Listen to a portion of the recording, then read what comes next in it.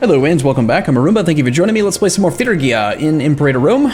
Okay, I'm gonna pay... I want to move this one citizen to our capital. And I want to get these next 5 pops from slaves. We'll go slightly over the 15 slave pop requirement for the extra glass. Even though we don't have the discount for exporting our vegetables yet, I'm just gonna pay for it. Slaves in the capital are worth way more to us than slaves in an adjacent province, so let's pull from here first. You do have to be careful if you export the very last population, the last citizen or slave or freeman or whatever, tribesman that lives there, then it will just become an uncolonized province. So that's not good. Beyond that, we'll pull slaves from wherever else we can.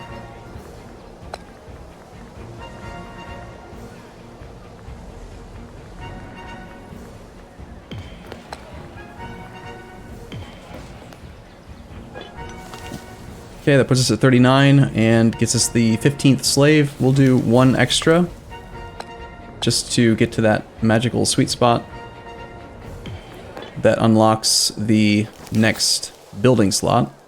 And then as soon as we get 100 ducats, we'll start building another marketplace. The Olympics were concluded and we did not win, apparently. The overall victor was declared to be somebody else. New marketplace is being built. Local tensions. Tensions have been growing between the Macedonian colonists and locals in Apollonia, Palestine. The locals claim that our settlers are rejecting local traditions and power structures. Our colonists, on the other hand, claim that the locals are only alarmed because the new Macedonian settlement is surpassing the existing metropolis of the region. Diodoros, the governor of Palestine, gains loyalty, gain 2 freemen, get quite a bit of unrest for 10 years in 2 separate... Are those cities, or are they... Let's check. Find Iope. Looks like it might be a city.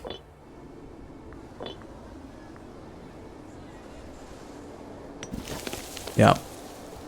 Iope is just a single city. So a little bit of unrest in a single city is probably not a big deal. I'll say sure.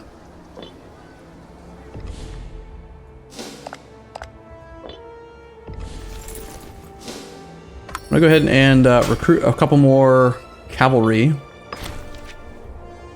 Someone wants our wine and our cloth and our wine.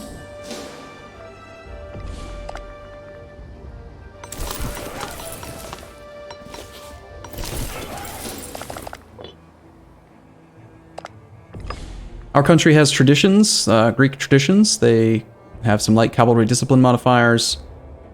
Since I like cavalry so much in this game, one thing I want to try to go for soon is I want to get the export bonus for horses. I want to have a surplus of horses in the capital province, because right now we're getting a 5% light cavalry discipline bonus, but if we look in Syria, we have no surplus of cavalry, of horses. We have 1 produced in Amatha. So we go to Amatha. We have 2 slaves there. It's desert. We need 15 slaves to produce an extra horse. This is another location I do want to move slaves to. We'll start spending... I mean, I'm just going to pretend like... I don't know. We have that extra vegetables, but no one's offered to buy it, so whatever. These guys can go to Amatha.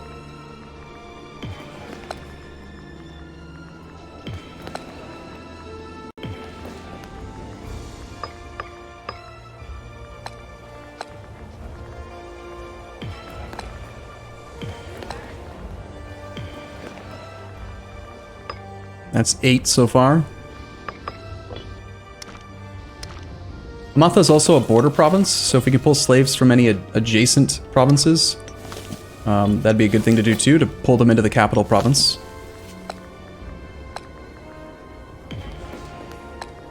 That is the wrong one.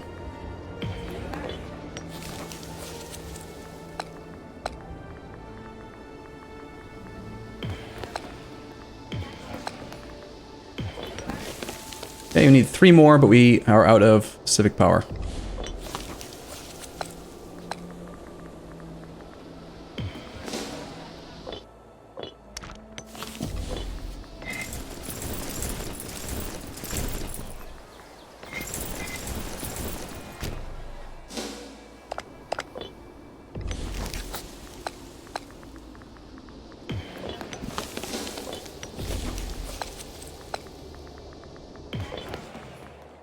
Okay.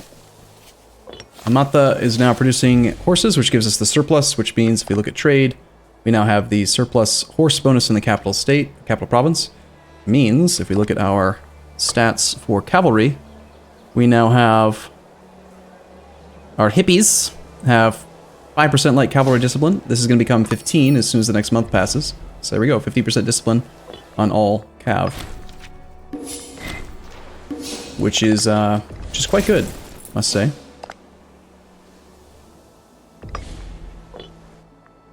Alright, in the capital,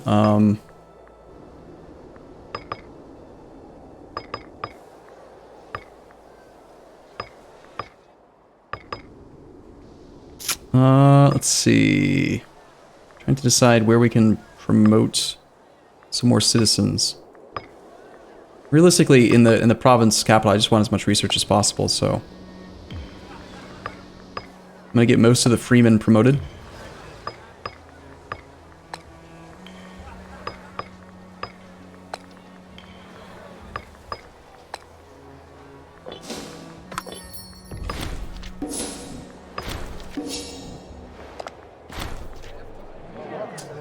Sufet Aniel offers friendship. We have received an envoy sent from Sufet Aniel Anlid, ruler of our subject Byblos. He offers our ruler his personal friendship. Okay, sure, friends sound good. Although we're about to die, so the friendship's not that important. War has been inverted. The major power of Egypt has threatened for the city of Sobata. Sobata. So Egypt just used threatened war for a single city.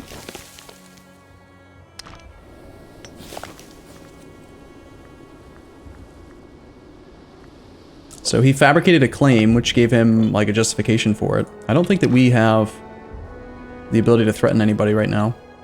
We are quite strong and like large, so you would kind of assume it's a thing we should be allowed to do. Just out of curiosity, let's take a look and see if we're allowed to threaten. You have no casus belli, so no claims to threaten with. Yeah, so we'd have to spend like 200 oratory power to fabricate claims right now. And I think stabilizing our empire and getting our research efficiency back up is more important. The wealthier residents of Karnai have sent a formal petition on behalf of the entire province, claiming that about the harsh ways of our governor, Diadoros Omirid. It seems that his taxation policy is causing quite a furor amongst landowners who are having to work their slaves to the bone. We can gain more unrest, or we can lose loyalty with Diadoros. He's loyal enough, I think we can take the loyalty hit. I don't want the extra unrest. Also, I want to stockpile as much cash as we can now for the succession, because there are some things we can do with that money, like potentially bribe people or ask them to go become mercenaries or something. Unrest. We still have some unrest down here. Governors, local troops. It's not possible to do that though. Interesting that you can't assign troops to your capital region, but it still shows in the tooltip, like, that you theoretically could.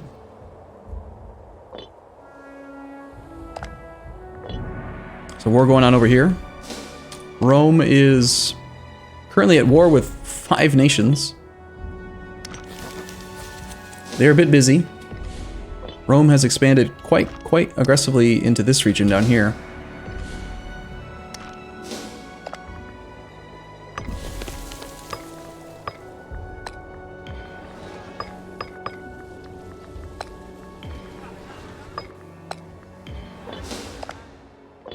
Alright, we're going to spend our civic power on inventions. We'll spend our oratory power on getting more citizens to solve our problems with research ratio.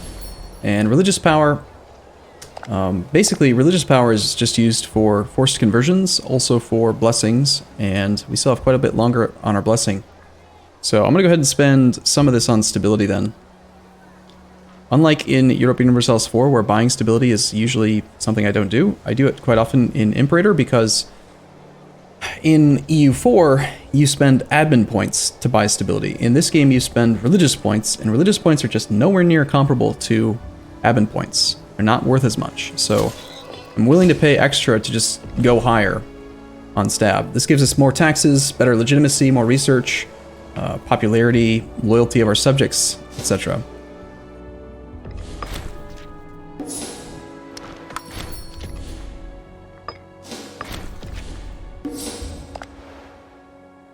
Alright, another thing we could do instead of doing inventions, though, is we could try to force our slaves around in order to get those extra goods produced. So you look at any place that has enough slaves where you could get it, right? We've got 8 in the top 3 highly populated places. We're not getting any extra goods based on that. So we can go here and check to see. We need 15 in this place. Do we not have any farmlands at all, I wonder? Looks like we don't. Farmlands are great, though. Ah, there's some here. So farmlands have a special modifier. Local slaves needed for local surplus -2. Instead of 15, you only need 13 slaves, which is quite powerful. Let's check to see if any of these 3 trade goods are especially worthwhile to try to create extras. We've got vegetables. You know what? I think I will try to push for some extra vegetables because we have a surplus of vegetables somewhere else, but no one's willing to trade for them yet. So we're going to move these slaves to Legna.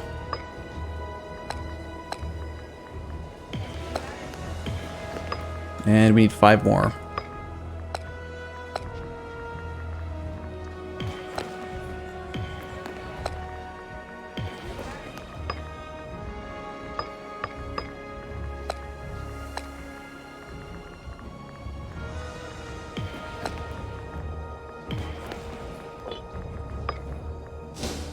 Okay, 1 extra vegetables. Hopefully someone will ask us for it. And if not, I'll continue to promote more. Actually, I think I'll also get this one done. Name of that city. Maybe we wait. We now have 2 surplus vegetables available. Someone should ask for it soon. I have another friend. And once we do export it, then the cost will only be 3 to move slaves instead of 4. So that's kind of worthwhile. Okay, we are pretty close to death. It's coming up soon. Lots of people want to be our friends. Okay, let's see. Military tech investment, national commerce. We can get fabricate claim clause, diplo rep, omen power, tech speed. You know, let's go ahead and take tech speed because we're still trying to make up for our awful research efficiency. Research efficiency can go all the way up to 300%. 340 out of potential 300. The court is bustling with sycophants, claimants, and pretenders. It is of little surprise, therefore, that the 2 most ambitious claimants to the throne of Phrygia have found themselves at odds. Demetrius Antigonid, our heir, is apparently rivaling Antigonus Gonatas Antigonid. Let them fight, let them see themselves as rivals, or side with Demetrius, the chosen heir. Lose loyalty with the other person. Or we could just lose 10 loyalty with both. I don't want them to be rivals. So I'm gonna just say it is not time to squabble like children. I mean, seriously, guys. We're, like, literally about to die. Like, we have, like, no health left. I do think it might make sense to buy this guy's loyalty up with a bribe. We'll pay 20 oratory power to, just get that loyalty a little bit higher right now. And back to getting our capital freemen gone, getting more citizens.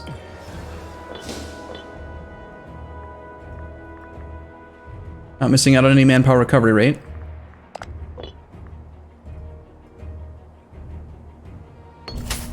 Looks like the forts are going to be done just in time for our death.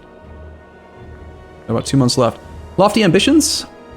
Artasarius Asinid and his dreams of high office are fairly well known. Recently he has been lobbying for, more urgently, for his suitability and deservedness. While ordinarily we would be able to appoint whoever we liked to the post without causing offense or starting rumors, the enthusiasm of Artasarius Asinid has put us in a rather awkward position. Just give him the job. So This guy, who has abysmally bad stats, has an ambition to become the Epiproxenos. Epiproxenos is a job that is based off of your oratory skill, of which he has 2.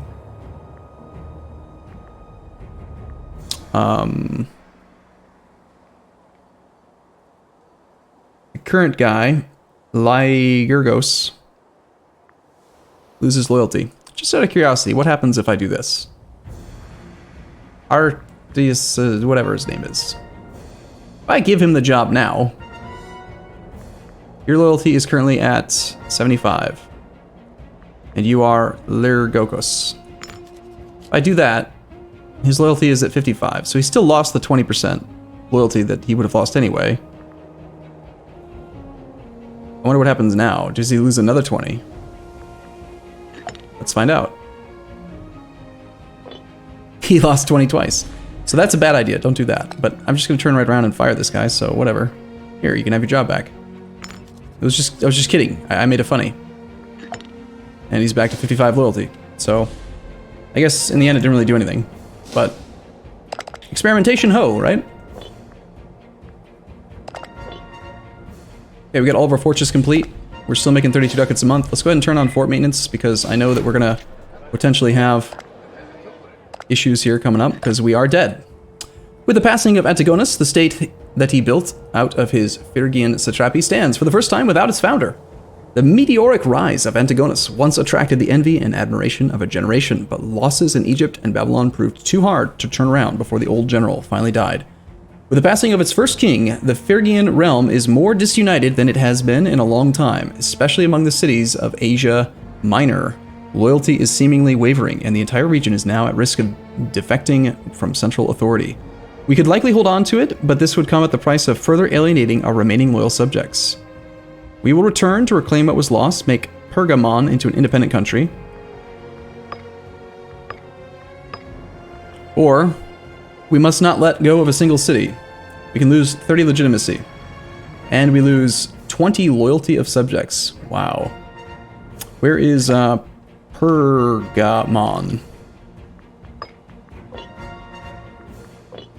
Pergamon. So what are we talking about here? We talk about a single city? Make Pergamon into an independent country. Pergamon. I'm not sure if this is going to take away just the city or if it's going to take away like the whole region or what. But taking a 30 legitimacy hit and losing province loyalty for 10 years seems pretty awful. So I'm going to try it. Let's just try taking this. Hopefully we don't lose too much land. Okay, it was not just one city. It also included some of the land that I think I built forts there. Awesome. Well, before this little derp can get any allies and call them in, I think we should declare war. Also, this army is probably not supposed to be here anymore. We're going to declare for... Let's make the war goal what? This is,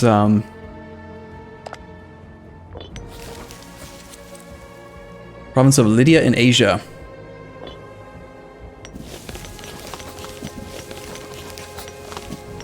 So, Korea, Lydia.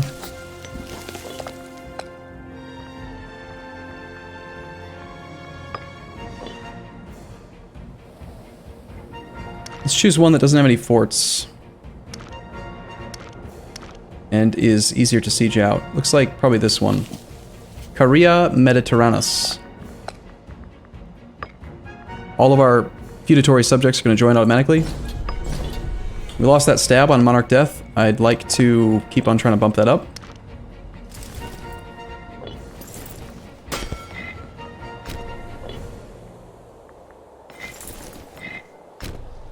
Army maintenance is definitely something that we want to have built up a bit. Let's go ahead and appoint some generals now. We'll put our 2 guys who have 10 in charge of these 2 armies for now.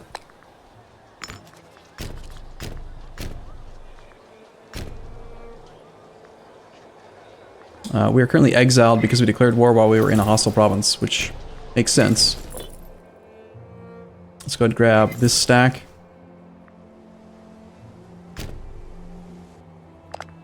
And we have new titles to assign. The Epistratigos. We'll choose someone who is pretty good stats and fairly good loyalty. Antigonus. Hey, that's the guy that we were potentially going to have succession problems with. Yeah, we have low naval maintenance while at war. The guy that we're at war with does have a couple provinces that are coastal, but not enough, I think, to justify raising the naval maintenance. So, all right, for now, I'm going to take a short break here. I'll be back in the next episode where we will hopefully reclaim some of our territory, and I'll see you in the next one. See you soon.